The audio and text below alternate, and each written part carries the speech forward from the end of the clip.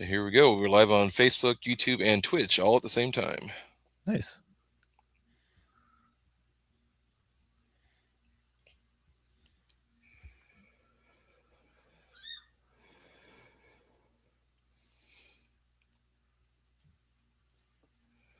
Hello, everyone. Welcome back to Comics for All.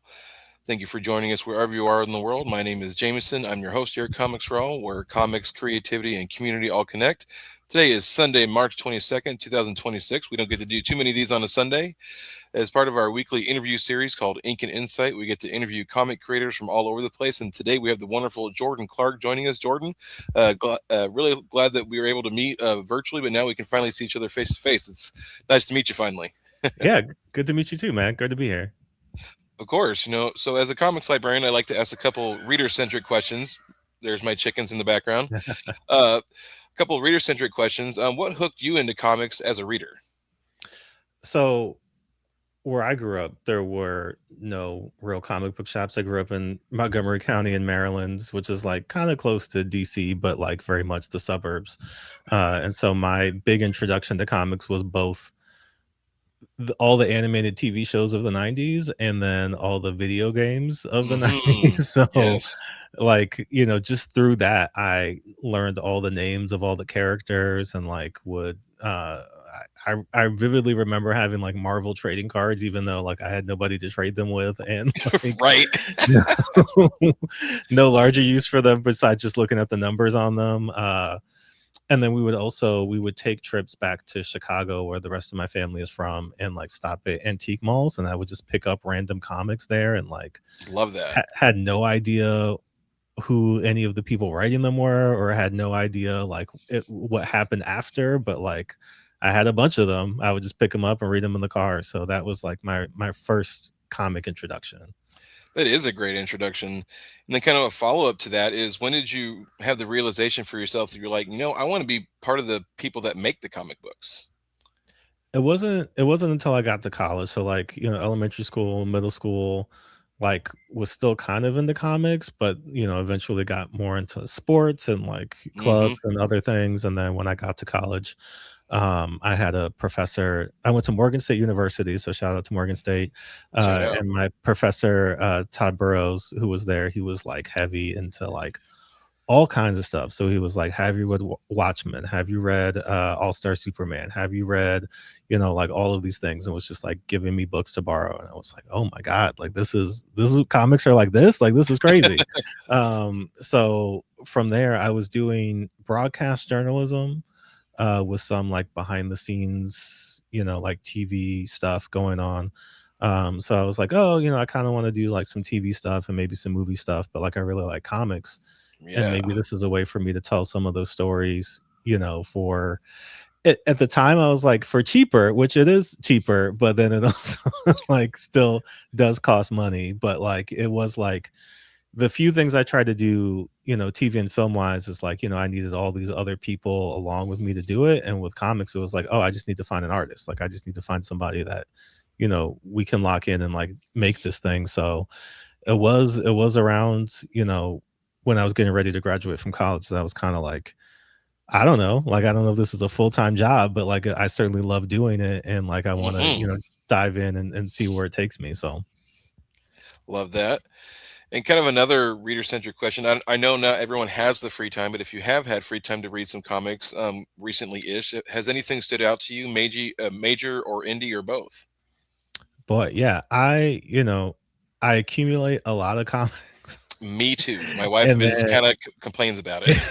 So, and then I look at my pile and I'm like, ooh, okay, I guess I need to get to these, eventually. But I will shout out a couple books that I've enjoyed recently. So I have really excellent. enjoyed uh, Roots of Madness by Stephanie Williams from Ignition Press. That's Shout out been, Stephanie. She's been on the show. yeah, one of my favorites coming out recently. And I'm very excited for her, not only because of the success of that book, but just like, having done my first creator owned book recently too, like for this to be her first one and seeing the success that it's seen, like very excited for that. Have been a long time fan of Beneath the Trees Where Nobody Sees, and that Yes. just wrapped up its second arc, and that was really good. So I've been really into that and enjoying that. Um, And then just like big like superhero wise, I really enjoyed all of the absolute stuff, it's like They're I all feel really solid and yeah. up. Yeah, I was gonna say it feels kinda cliche at this point to be like, "Absolute, DC, it's great." Um, but I really enjoyed those, but kind of like on the outskirts of that, like, I'm a big Dan Waters fan, and so, like, There I you go. really enjoyed what he's been doing with Nightwing and kind of like the slow burn of that, and now it kind of feels like, that he's got Dennis doing the art on this new arc that just kicked off, and it That's feels like exciting. yeah, yeah, I mean, any Dennis Cohen, anything is like, you know what I mean? And then on top of that, the Dakota incident, again, Yep. shout out to all my milestone people, like, that was just, again, very exciting to see, like, Second printing. 2nd printing, hopefully 3rd printing at some point, but That'd be also, like, wonderful. just seeing Milestone back, in the spotlight like that was very cool to see. So, like, those have been some of the things recently that I've been reading, I've been like, "This is quality comics." All great choices for sure. So, for the creators and fellow viewers out there who haven't met you before, Jordan, how can you describe what you get to do in the comics world? Kind of all the aspects of comic making and publishing that you get to be a part of. Yeah, I've had a taste of kinda everything at this point in my career, so, That's good uh though. It makes you kind of dipped your toes in a lot of areas. yeah, no, I mean, I'm very grateful for every experience that I've had, but, basically being able to kinda touch, things like I did, a story in the Bitch Planet triple feature, Hmm. way, way back, so that was cool to just kinda be a part of, like, "Oh, this is, like, a big comic series that's going on," and, like, I know I get to kinda, be a part of that world. I did, like, a short story in a Star Wars adventure, so it's like, wow, like, Star Wars is, like, one of the biggest franchises that you can get, and like even Absolutely. like being within that and getting to experience, how all of that stuff works. And then I got to spin off a Red Sonja character and like Fun. do kind of like not only just the swords and sorcery, but like get to do an alternate take on like an established character. So it's interesting to kind of be like, all right, I know how this works, but like, how do I make this into something that is familiar to people, but also still new? I got Hmm. to do some milestone stuff as part of the milestone initiative, um, Yes. and now I'm getting to do some of my own creator own work. So it kind of feels like you know writing at each has been its own unique experience, but I feel like each step of the way I've learned and I've grew, but also I've kind of been able to find my voice, as I've gone along, which, I like to think of as being able do to turn fiction into something that you can see, a better world through, like Right. using fiction as a kind of a sounding board for the things that are going on around us. But like instead of just saying, man, it's kind of it sucks right now, or like, hey, things are kind of good, it's like how can we imagine, a different but also a better world, through the stories that we read. Absolutely. And I think we all, eventually we not just eventually, but we all, strive for that optimism and the good things to happen. Mhm. And you touched on we're going to be talking majority of today about your creator owned title, Ancestral Recall, which I'm really excited about because I know it's coming out next month on April 14th. So you can get a copy of it through your bookstores, ask your library to buy a copy. Yay. Um, so if you can, Jordan, what is the pitch for Ancestral Recall? If you can give it short, long, however you want to give us a pitch. I'll give it short to medium-ish pitch. Here's one of the beautiful covers. Hey, there it is. So yeah, very, very grateful to be able to team up with Adigan Elhan, who is the artist on this and did that beautiful cover. But Ancestral Recall follows Melvin Waring, who is this eccentric painter, who's he's older, he's still active, but he's not like the big deal that he used to be. And living in Oakland with his wife June, like they've kind of settled into their golden years. But some weird things are going on in their neighborhood. People have started to disappear. People, at least their neighbor, Mirren, has been asking questions about what's been going on. And then one day, June also disappears. And so now Melvin's kind of drawn into this mystery. Hmm. Um, and in that he discovers that he has the power to tap into the abilities and the knowledge of just a lot of different Black historical figures and like Black history as like a literal superpower. So, when he needs to, he can tap into the abilities of John Louis Michel, the greatest sword fighter of the 19th century, or he can tap into the skills of Sherilyn Glass, who was the first Black woman race car driver, and use these abilities to not only get out of situations that he's in, but travel through space, time, eventually, trying to get back Yes. to his wife June, and stop the MLC, which is the Modern Living Corporation, which is a sentient AI corporation from the future that's kind of Ooh, meddling with things. very pertinent for the times.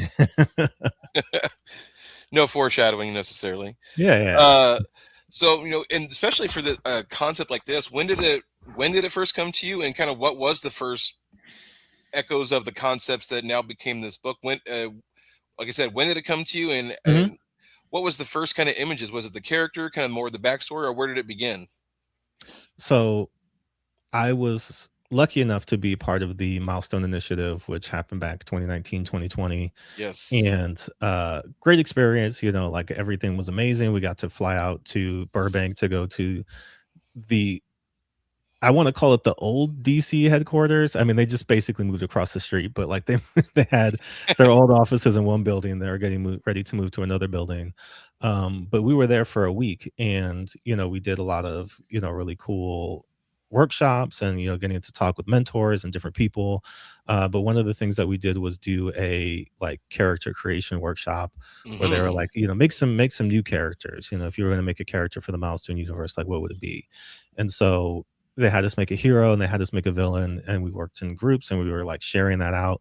And so the hero that I made, my group didn't choose, but that was basically the prototype of Melvin, which was like this character that could tap into Black history in certain ways, and they were kind of like on the outskirts of the neighborhood. They weren't like somebody that they were kind of like the weird guy that like everybody knows him and he's cool, but like he's also got something going on, and that was Hmm. kind of like the prototype for Melvin. And then as I went along, I was able to kind of refine his character and bring in a lot of different elements.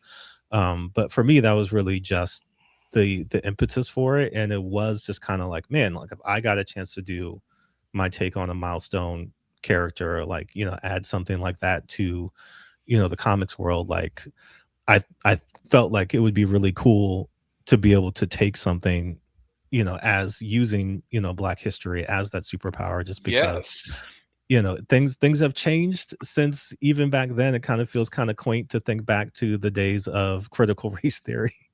Hmm.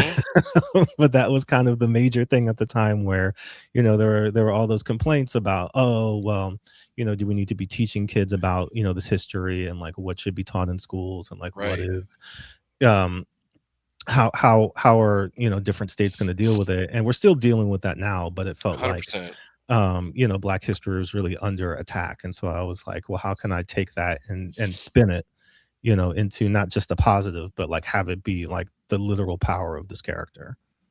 That's right.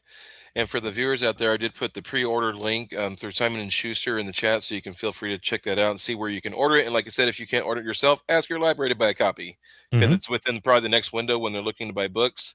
So backtracking just a little bit more into your path and in your creator-owned path that you are on now, as you touched on, you've written for some big universes and legacy characters. What's a lesson on that end of things that you've brought onto Ancestral Recall, and then something that you had to kind of unlearn while making Ancestral Recall? Yeah, I think the greatest thing that I've learned doing a lot of the work for hire stuff that I've done, one is just the general discipline of working in those environments. You got to hit those deadlines, you got to be on Yes, top very of it. deadline oriented. Yeah, everything is moving. But at the same time, I think, you know, being able to have a lot of that pre-established world in front of you and being able to kind of like play around with things, but also like, keep all of those elements that people really love with stuff. Like for example, I got to make a boyfriend for Jackson Hyde, Aquaman, and that was one of those things that like I kind of did on a whim, like Yeah. with intention, but not necessarily thinking that DC was going to be like, yeah, sounds great, let's do it. I thought it was going to be one of those like, Well, I don't know if that's something we wanna introduce right now or, whatever, but, like, they were very enthusiastic about it, Great. to the point that now, like, Hoea, Jackson's boyfriend, like, still shows up when Jackson shows up, so it's like, Yeah. "Okay, I think I did something right," you know, And I love or Jackson as Aquaman and what his character is representing and who he is. And the stories that I've yeah, read with him in it have been really good. yeah, and I think that's the thing, it's like, in those environments, my mentality is always like, you get your chance to play with the toys, and then you put the toys back in the box, and then it's somebody else's turn to come and play. And so, you always want to kind of leave it in a better position than you found it, or like with something else added onto it, so that everybody who comes and touches those characters later has something to build off of instead of like nothing to stand on, right? Yes. And so, from all of that stuff that I did, coming into Ancestral Recall, I kind of had a good feel of like structure and like how to build a story and work everything out. But I think in terms of the unlearning was like in those environments there is a little bit of like, oh, I don't want to rock the boat too much, I don't want to do, Hmm. like I want to add stuff and things here and there, but especially like when you hit superstar status, then you can just say, all right, I'm calling the shots and this is what we're going to do with Batman now. But when you're not in that role, it's kind of like, all right, I have thoughts and ideas, but I'm really just trying to give the publisher what they're looking for in terms of like, Right. we need 2 issues of, Nightwing, or we're doing a mini series with Starfire that's gonna spin off into the next big thing, and so you're kinda Yes. trying to color in, the notes that they've given you. And with Ancestral Recall, it's kinda like, "Oh, like, none of that's there," right? Like, I'm in control. And so, Exactly. there's the freedom, which is exhilarating, but then it's also a little bit of like, I'm responsible for keeping the notes. I'm responsible for Yep. keeping the lore. I'm responsible for setting, what is possible and what's not possible. And so, there is a little bit more responsibility in terms of, just being more, keenly aware of those things than you are where it's like, well, I know what, Superman's power set is. So I just Yes. do that, as opposed to Melvin, where it's like, well, I think I know what this power set is, but like, how far can I push that? And like, what is, out of bounds? And then, even in terms of like, the visuals, talking with Adigan, we had a lot of conversations about, how would his powers look like when they manifested, and like, what is he, actually physically able to do? Cause he's still, like a 68-year-old man. So like, there's gotta be some limitations on him, right? Yeah. And so I think tr- that just trusting yourself more, it's kind of the scary part. I'm a big David Bowie fan, and like one of the things that he said was, if you're creating something and you feel like you're in a safe place, like you're doing something wrong, so like take another step out and see, Right. like, once you start getting into those waters where you kind of feel a little bit nervous or unsure about what you're doing, then you're in the right place, because then you're doing something that's exciting you, that's scaring you, that's pushing you. And so this was kind of that for me, where I was like, I don't know if this is, I mean, I felt like it was a good idea, the concept of the book, but like Of everything course. that I was throwing out there was like, I hope that works. I hope that is intended the way that, I threw it out there, or received the way that I threw it out there.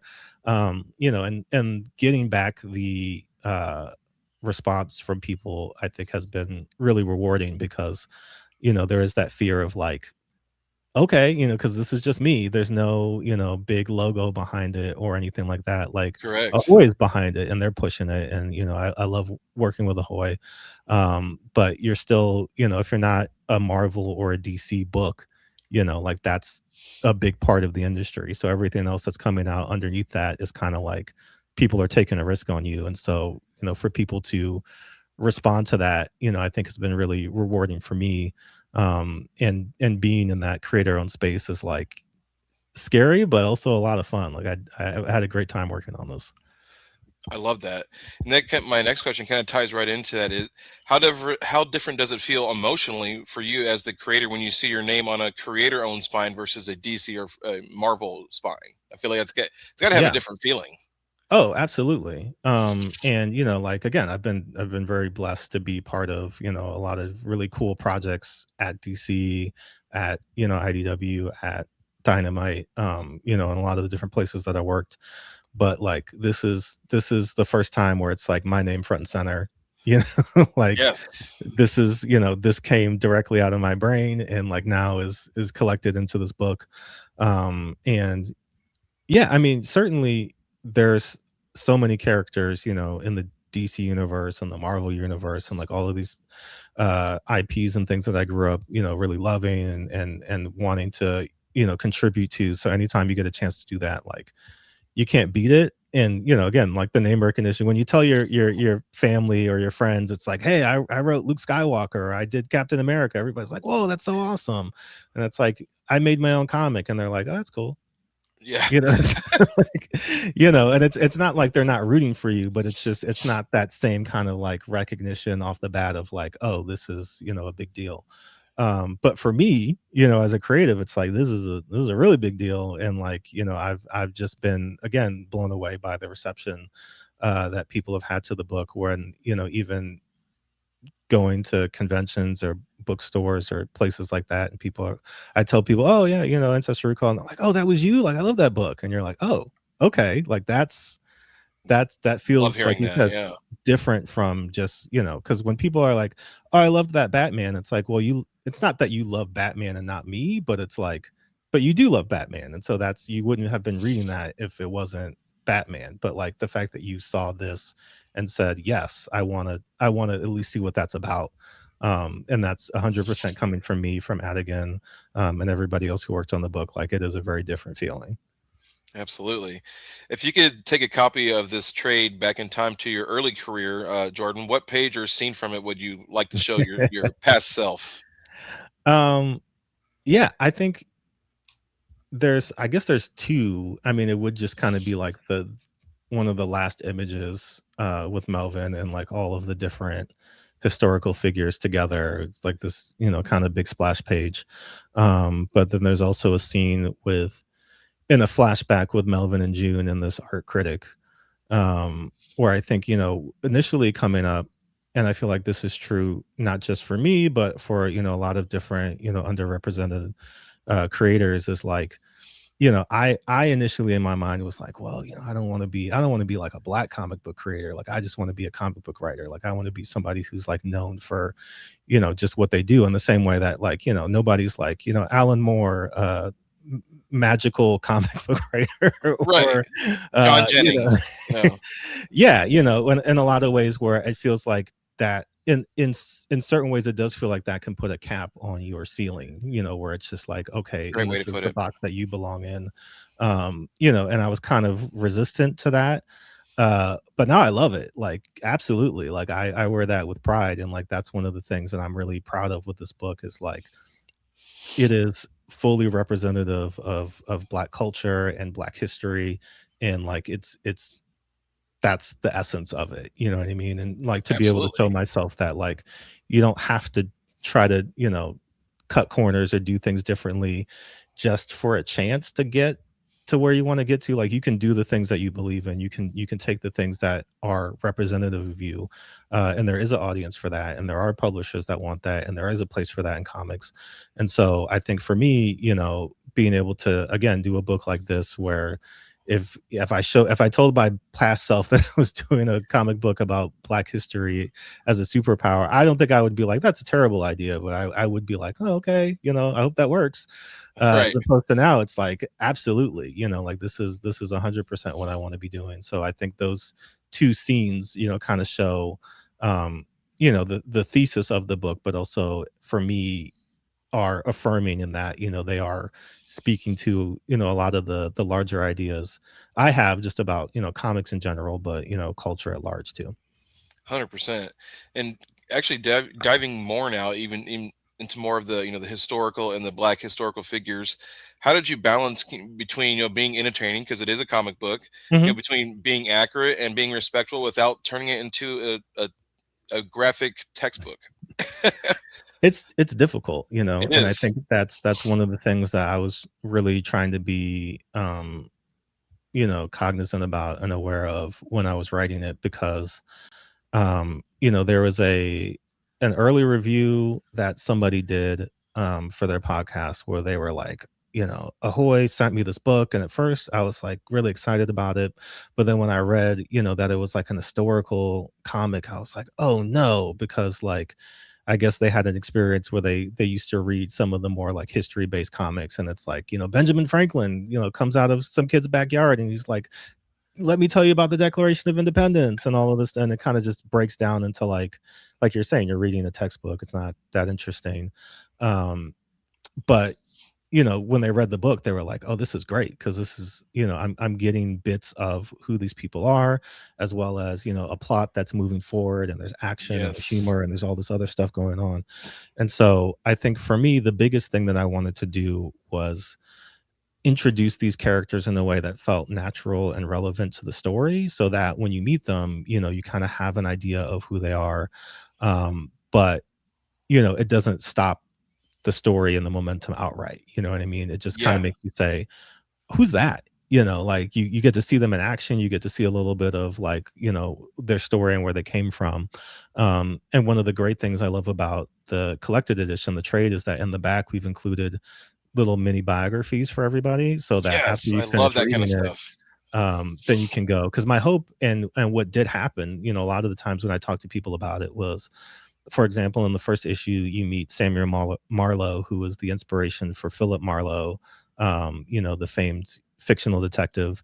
And a lot of people, after they read that, they said, "What?" And then they went and they like, looked it up and like were doing their own research afterwards. And they're like, "I had no idea about that." And like, it really gave them, something to sit with after they finished reading the story. And Yeah. so that was my biggest hope, was like I wanted to give you enough that like it stuck with you, the name stuck with you, who they were stuck with you. And then after that, you can listen to a podcast, read a book, go to the Further library, reading. find some additional stuff to kind of take you further, because there's really, unless the book was about them, there's really no way for me to just give you, their whole life story in a Yeah. couple of panels. But I do think that everybody in this book is very important to know, because they do span a wide range of Black history, whether they were, people who were involved in, revolutionary things, whether are people who were just involved in everyday things, whether they were, artists or writers or athletes or, Yeah. whatever they Inventors. were. Yeah, like Black history spans everything, and like you can find Black people who have done everything throughout history. And so I didn't want to limit it to just, a handful of people or the names that you always hear, but I wanted to expand it to people that you'd never heard of before. Even myself, some of these people I'd never heard of before I did Even the research better. for the book. And give you enough of who they were that it did make you want to go and do, more research on your own after you're done reading. And that actually leads right into my next question is, on your own research side of things, did any of the historical figures or anyone you research kind of reshape the story itself more than you initially expected or scripted for? Yeah, I think, there's a lot of just me again trying to balance out, who these characters were and what they represent, but then also, I wanted Melvin to have a relationship to them, in some way. And so one of the historical figures is Bill Pickett, who was the like first Black, rodeo cowboy star, and like he starred in a Right. lot of early silent cowboy films. And you know Melvin is of an age where it's like, that name would be relevant to him. Like that name would kind of ring out to him. And so, Yeah. I made that connection of, Bill Pickett being one of his like childhood heroes, of somebody who he was like, man, I want to be a cowboy, even though, I don't live anywhere where people have horses or, anything like that. But like it's sparking my imagination and making me, want to, follow that. And so even just finding those personal connections for Melvin, where it's like, who are these people historically, but who would these people be to him and what would they represent to him? And so, there were a few characters like that where, I saw an opportunity to not just have them be, "Hey, Melvin, do you need some help?" But like, "Wow, you're, somebody that I know, somebody that I have, a previous relationship with, even if it's just, historically looking back, one-sided. But now like I get to meet you and I get to like Yes. interact with you." And so that I think that added, additional layers to the story as well. Love that. Kind of a flip side on that question: is there a historical figure you couldn't fit into the story arc so far? Who's at the top of your list if you get to do more? Man, there was a lot of people because I think the biggest challenge for me again was like, Who made the cut? Essentially, yeah. yeah, I was doing all this research and looking up all these people, and again, like not just going with the first, Google hit or whatever that I came up with, but wanted to make sure that like I was going further than just, the basics or skimming the surface. And so there was definitely a lot of people that I found that I still have written down, as like a, hey, fingers crossed, Ancestral Recall, part two, who else can we add in here? But I think the person at the top of my list now was somebody that I actually recently discovered, and that's Joan Jett Black, who was the first drag queen to run for president. Uh, Interesting. Okay. she ran for president in the 90s. And I think what I love so much about her story is like it was one, the kind of, revolutionary politics that were like, hey, is are we in a position where everybody's going to vote for this black drag queen to be president? Probably not. But like it was grassroots, but it was also like she went to the Democratic convention that year and like challenged, the people who were running directly to like speak on the issues that she was talking about, and like speaking to the AIDS crisis, speaking to a lot of these things that people were kind of just like, pushing into the margins because it didn't feel like that was, the path to the Yeah. presidency. Um, but I think somebody just very boldly, staking their claim not only as somebody who uh belongs, just societally, but also somebody who like wasn't afraid to challenge power. Even though, looking at them, you would say, well, is this gonna work? Like, does this make any sense for you to like throw your hat into the presidency? Because I think a lot of times people look at that as like, oh, like they're a joke candidate, like this is just for laughs. Yeah.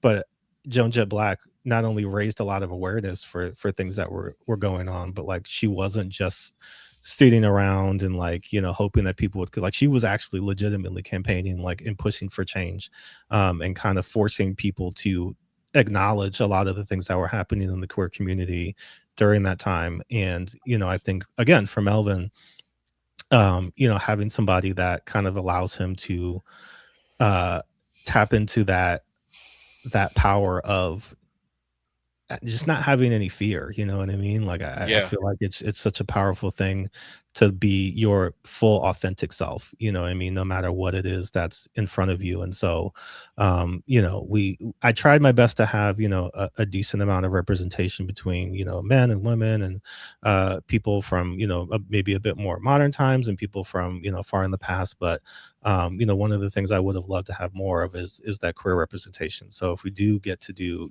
more Ancestral Recall, like I'm getting Joan Jett Black in there somewhere for Yes. sure. Well, I'm sure that would be, a fun sequence of pages or panels to do on that particular character.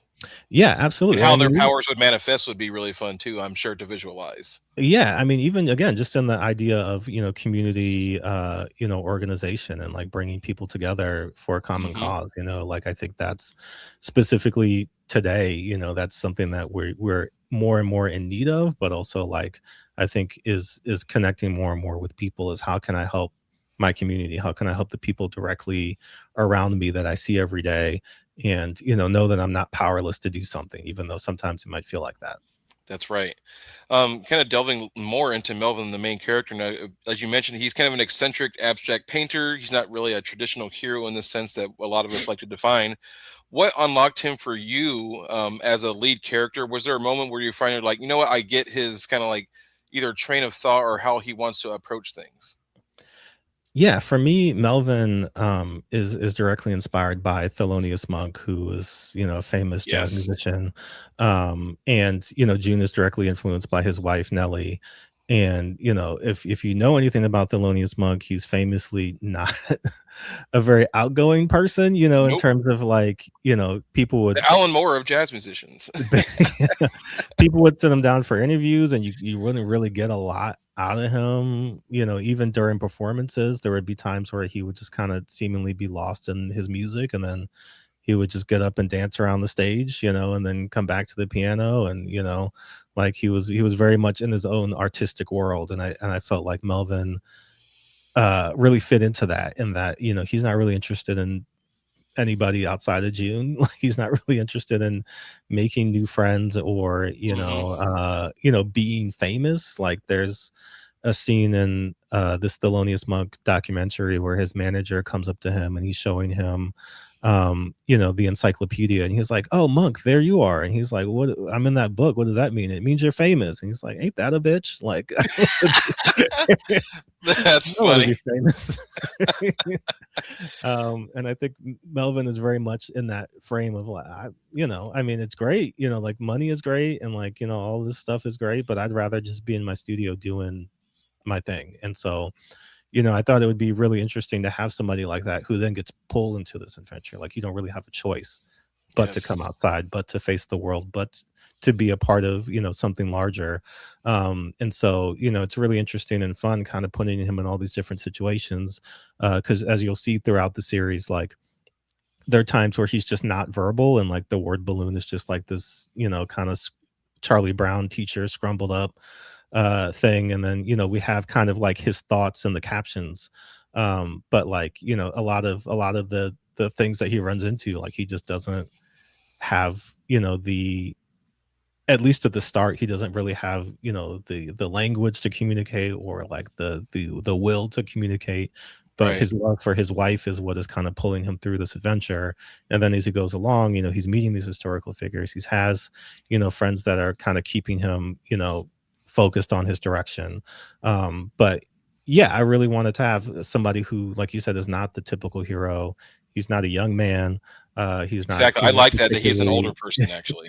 yeah, he's not a particularly outgoing person. He's not he's charming in his own way, but not generally, you know what I mean? And so, the whole thing is about, what is he willing to change? Where is he willing to go in order to get what he wants, and what he needs, and kind of coming out of his shell in that way. And even that, yeah, it's never really too late in your life to make certain changes, if they're for the better. So I thought he would be a really interesting kind of base character to kind of bounce off of, because he is kind of antithetical to a lot of the things you think about as a hero, a heroic character. That's right.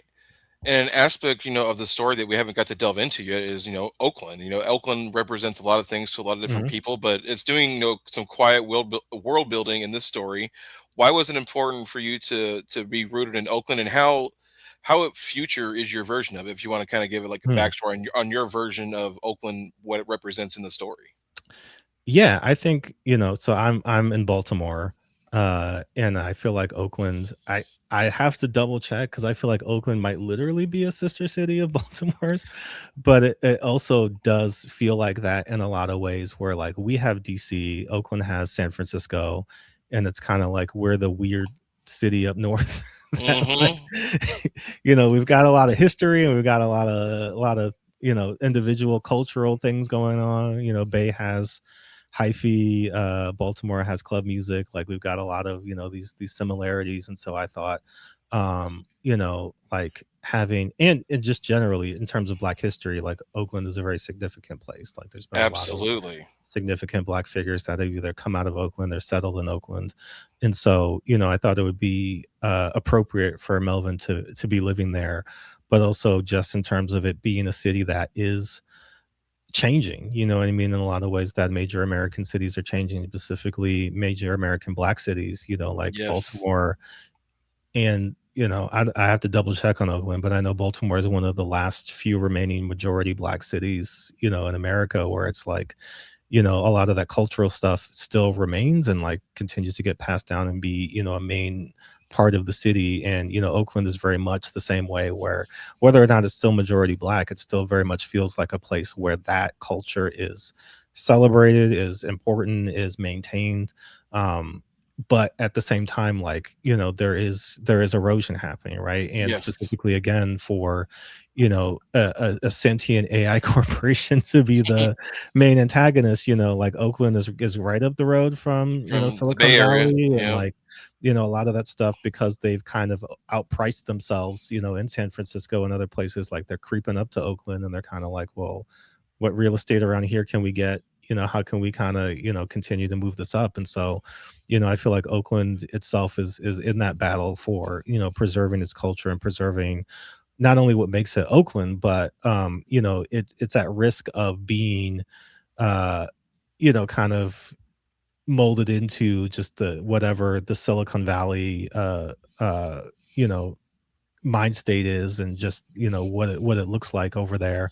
And so, I thought it would be very appropriate for it to be a place that's like, I wouldn't necessarily call it a battleground in the book, but like for it to be a place that like Melvin stakes his claim and like that's his home. And so it's not too far in the future, it's maybe kind of like a slightly alternate future, maybe like a couple of years in the future, far enough for it to have, some of the kind of high tech stuff going on. But not so far where it's like, even here in Baltimore, like they just started, unfortunately, to put, like Waymos on the street and stuff like that, where it's just Yep. like, Sacramento, we just got them too. yeah, and you're just kind of like, I guess that's happening, in the same way that in the world of Ancestral Recall, like, Mirren, Melvin's neighbor, like has this animatronic panda that's walking around, and it kind of feels like, I guess that's what's going on now. I guess that's just what life is like now. So, it's a little bit futuristic, but not like, we get into the far future in the book, but like the present day Oakland is like, let's say 2030, maybe. Okay. That's a great analysis. And this is actually a good question for you. Do you feel like there's a particular, page, a scene, a sequence, at any point in the trade where you're like, you know what, I, me and the team, we did some great stuff here that really, Mhm. like the scene stands out to you. Yeah, I would say there's I'll give you two Perfect. that are kind of different from some of the ones that I mentioned earlier. But in the first issue, there's, the kind of ending sequence where Melvin taps into Jean-Louis Michel, the famous Haitian fencer. And like it's the first really big like action sequence of the book. And just the way, even when I got the pages back from Adigan, like it took me a minute to realize that he had kind of done the outlines of the panels in the shape of like, a fencing sword. And then when Ah, I kinda, like, got it, I was like, "Oh my god," because I didn't ask him to do that. I just kinda I sent him the pages, and, like, the way that we worked was very organic, and, I kinda left a lot of space for him to do his thing. And so, seeing what he was coming back with was like, "Man, like, we're tapping into something here," and this kinda feels like, the first moment in this book, that's really, like, taking flight. And then in the fourth issue, which is a majority flashback issue, about Melvin and June's relationship, there's a scene where it's the day that Melvin proposes to June, but it's just kind of like a very nice snapshot of their relationship where like they just got back from seeing Young Frankenstein, like they're just kind of like hanging out and having this nice conversation. But you can kind of see, Melvin still very nervous about like, I've got somebody I really care about. I hope I don't mess this up, and June very much just like, I very much have found somebody that like makes me feel secure and I love, and like I do want to be with this person, and them kind of like coming to recognize that this isn't just, like a nice year or two that they had together, but like the beginning of a life together. yeah, And so I thought that that scene was a very much like a good crux of, their relationship, but a lot of what is the basis of the book. perfect. A nice kind of library centric question. If, when the library gets a copy of this, where would you prefer this book to be on the shelves?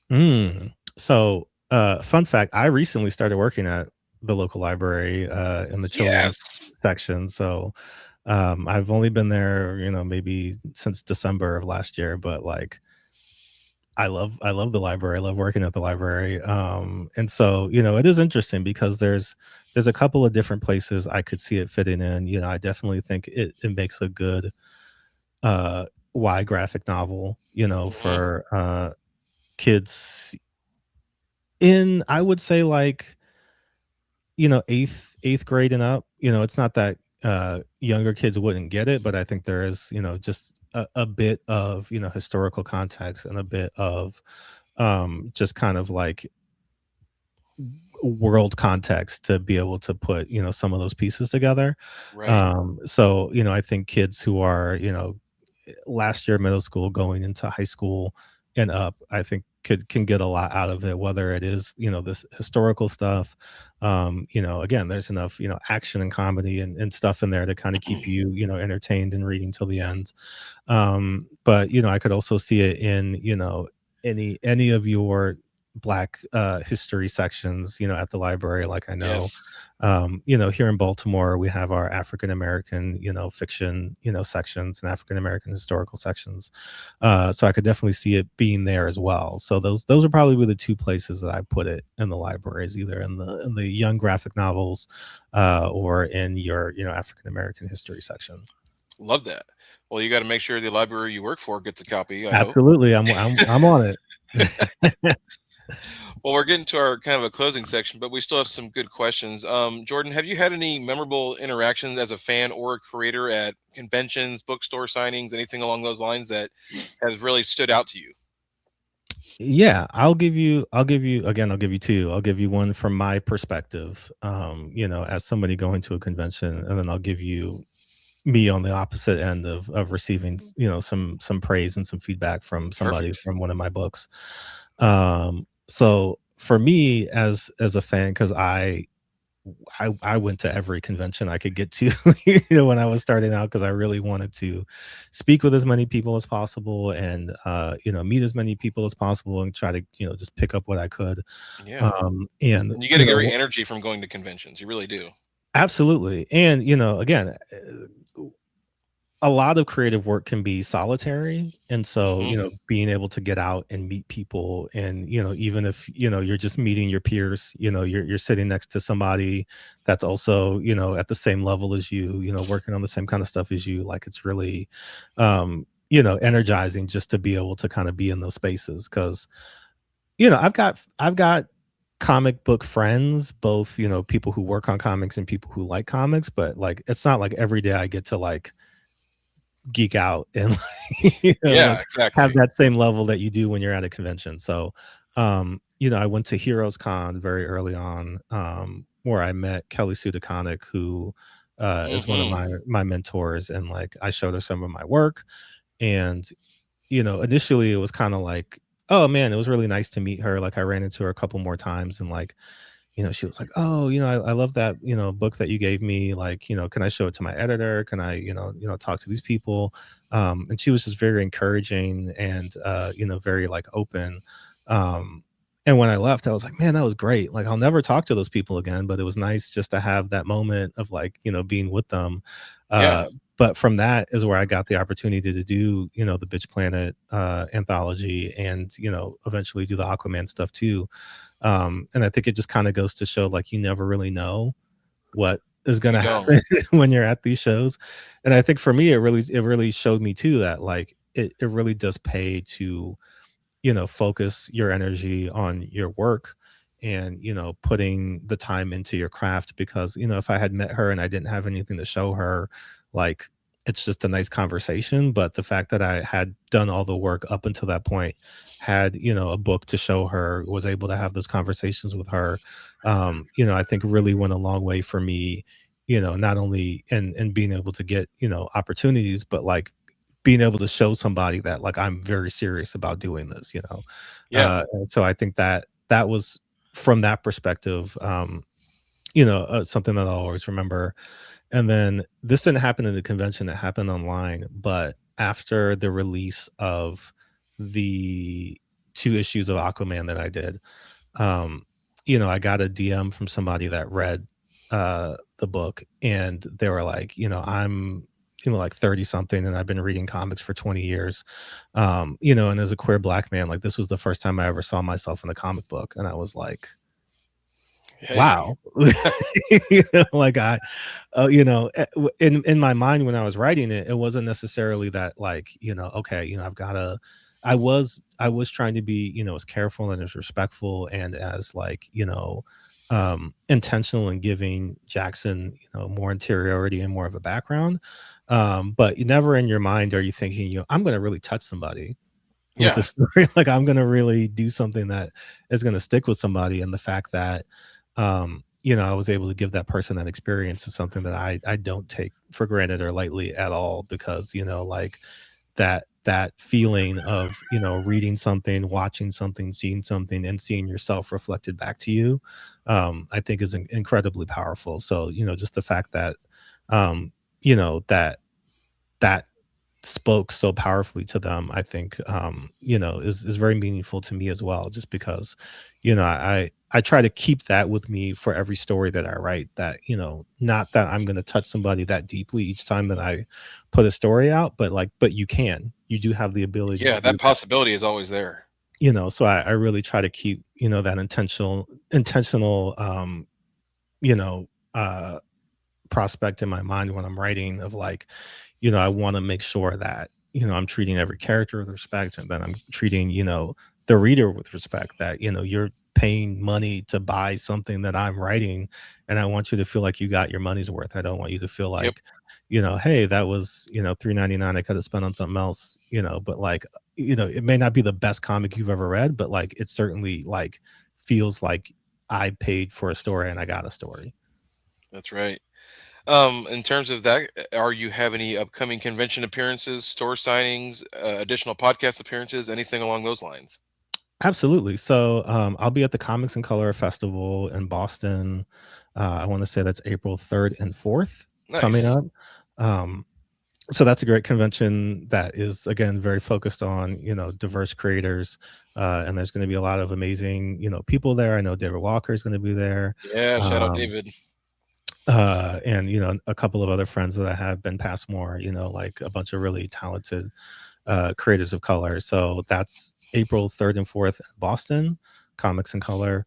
I'll be at Baltimore Comic Con this year. Um, and I just found out that I got into Thought Bubble in the UK in November. Awesome. That's Uh, great. so those are the ones that I'm like super focused on, and then I'll have a couple of other conventions that I'm lining up along the way. But definitely look out for me at those three. Perfect. I've heard a lot of great things about Thought Bubble. I know people, especially in the UK, they've had senses great things about it. Yeah, I'm very excited to go because it wasn't even necessarily a situation where I didn't think I was gonna get in, but, like, when you get the email back, you're like, "Oh, Now I gotta okay." go. In terms of what you can talk about, what other projects are in the works for the rest of 2026 for you?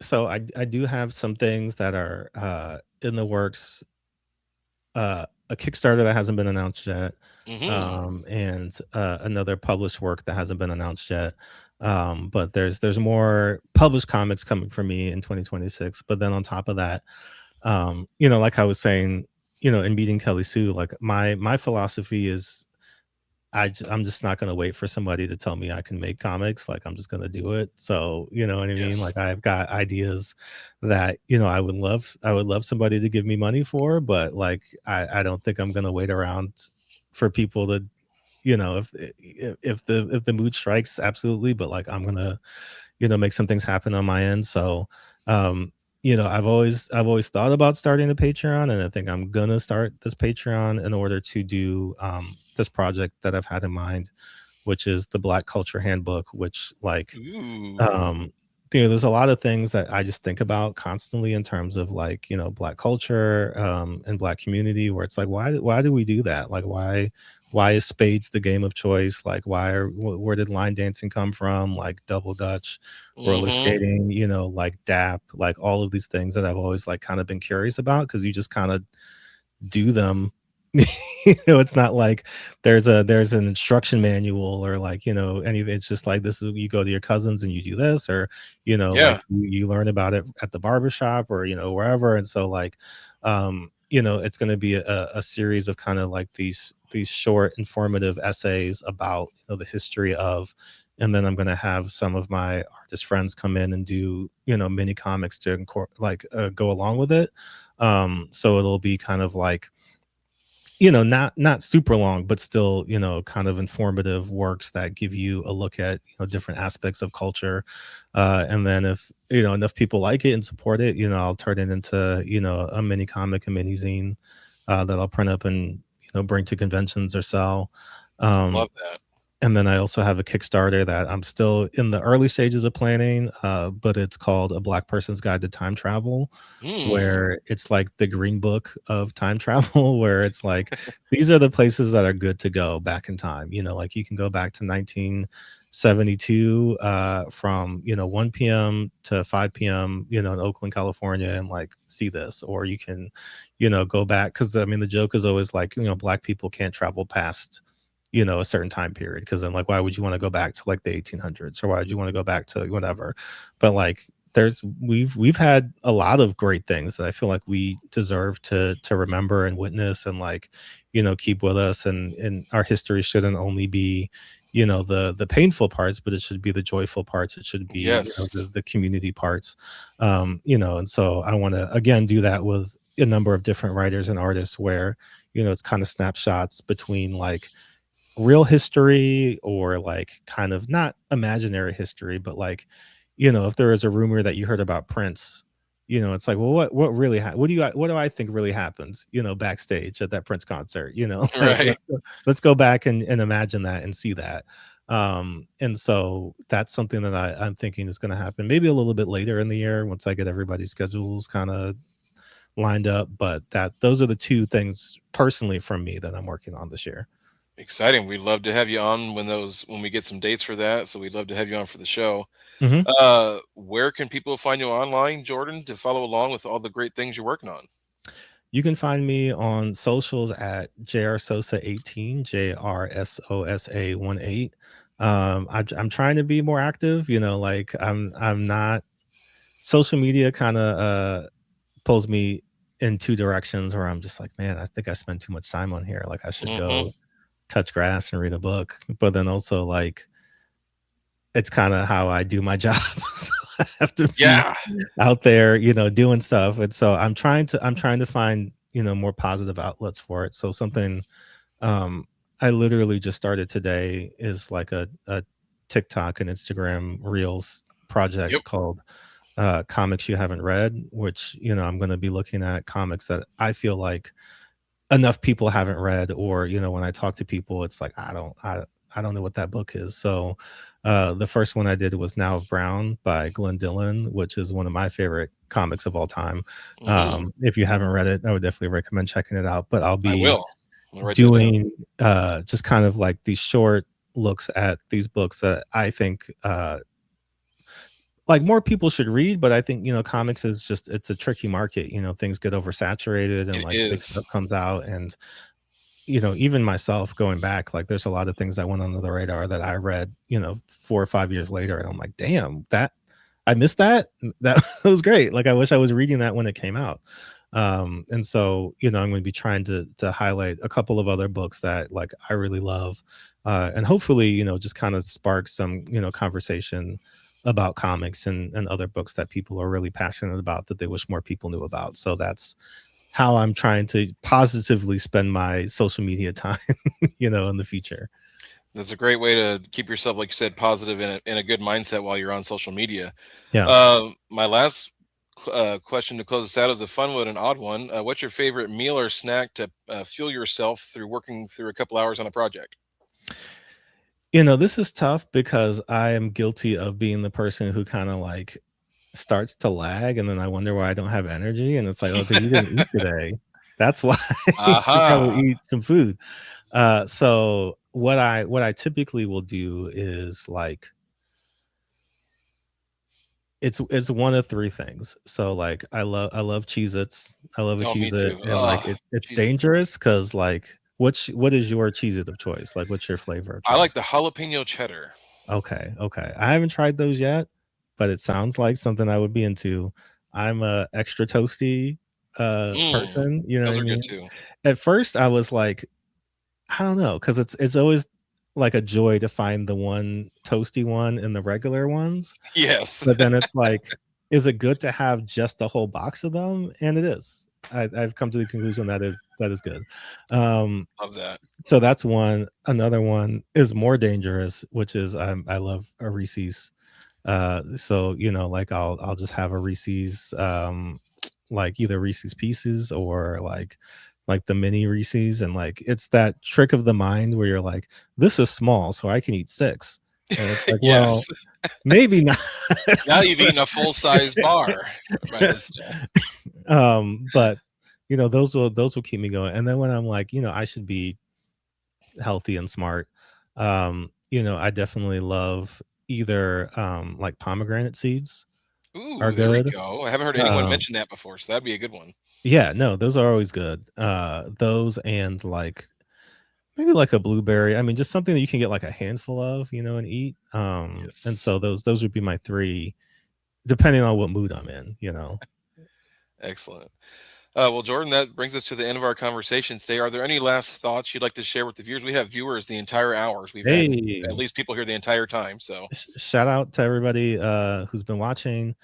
I think, for me, one of the things that I'm really trying to push people towards, is, yes, obviously pre-ordering Ancestral Recall, but if you can, be on the lookout for your local either black-owned comic book shop or black-owned bookstore that you can support and purchase the book from. So yes. recently, I've been shouting out a couple.